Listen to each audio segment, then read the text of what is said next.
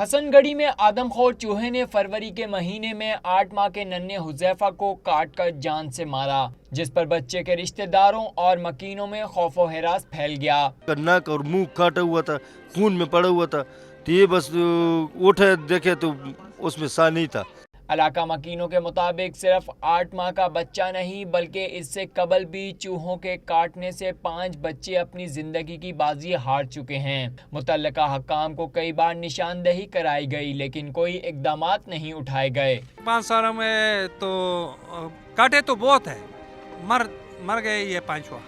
जहरीले चूहों के काटने से नन्हा हुज़ैफा तो मौत की वादी में चला गया, लेकिन ज़रूरत इस अमर की है कि मुतल्लिका इदारे और ज़िले हुकूमत सफाई की सूरत हाल और चूहों को मारने का स्प्रे करे ताकि मुस्तकबिल में ऐसे वाक़यात से बचा जाए। कैमरामैन फरहान बशीर के साथ सिराजुद्दीन, डॉन न्यूज़, पेशावर।